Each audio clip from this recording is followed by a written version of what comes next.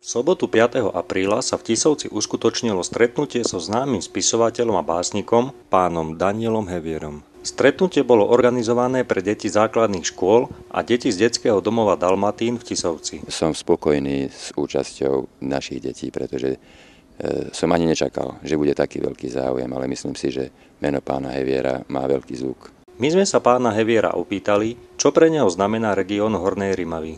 Ja som túto oblasť, tento kraj objavil pomerne neskoro, keď som už teda chodil všelikde inde.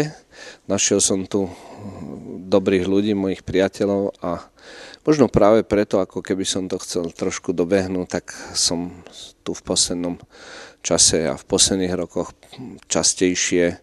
Je to spojené samozrejme aj s Letavami, s Rimavskou Sobotou. Teraz som zakotvil na pár dní vo Vyšnom Skalníku, v Nižnom, v Hrachove.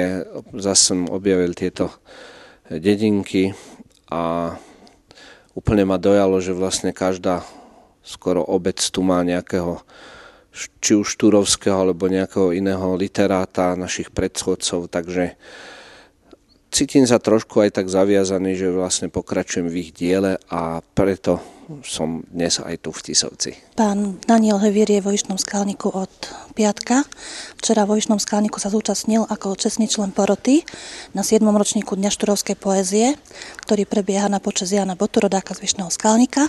A nakoľko sa zdrží až do nedele, pripravili sme mu aj v rámci Hornej Rimavy program, ktorý dnes absolvoval aj tu v Tisovci, aj po ceste do Tisovca, kde sme si obzreli naše pamätihodnosti po trase. Daniel Hevier sa deťom venoval takmer 2 hodiny, pričom odpovedal na množstvo zvedavých otázok.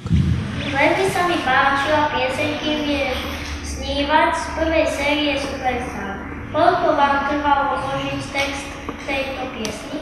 No, to bola taká slávna pieseň, lebo tu poznali v tej chvíli všetci, celý národ.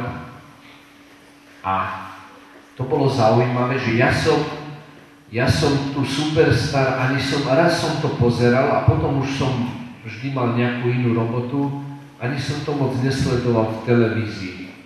A volá mi Habera, že počuj Dano, že potrebujeme napísať hymnu. Hovorí, čak hymna je už napísaná, nie? Na Tatrov sa blízka. Ale že Superstar, hovorím, Páli, počúvaj, ja mám teraz svoje roboty, ja píšem román a budem tu písať nejakým deckám, nejakú hymnu. Neblázni, vieš, ak sa to bude hrať, koľko ľudí to bude poznať? Hovorím, no akurát, pár ľudí to si vypočuje. A ako vždy mal Habera pravdu, lebo on mal vždy pravdu, keď ma do niečoho namočí. Keď píšem sám pre seba nejakú knižku, tak ju píšem aj 10 rokov. Ale keď mám nad sebou nejakého režiséra alebo nejakého hudobníka, tak to už potom ide veľmi rýchlo, lebo tam sa mu nemôžem vyhovárať, že teda sa mi nechce, alebo nemám inšpiráciu.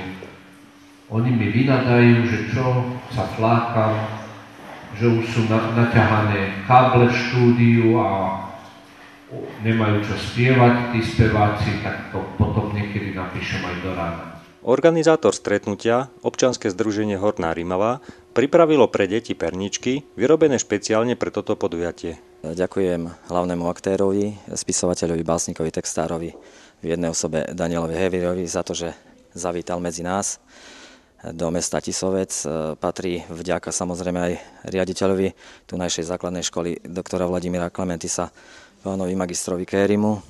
A chcel by som sa poďakovať aj všetkým spolupracovníkom v občianskom združení Horná Rimava za to, že sa nám podarila takáto krásna akcia. Majiteľ serveru Echoviny.sk Pavel Marko venoval na záver pánovi Hevierovi tričko s logom Echovín, pretože práve článok o jeho osobe bol jedným z prvých článkov pri štarte tohto obľúbeného informačného portálu v máji roku 2006. Takže by som chcel za toto tričko. Nech sa darí. Veľký záujem bol aj o podpisovanie prinesených rozprávkových kníh a románov Daniela Heviera, keď jeho podpis získali snáď všetci prítomní.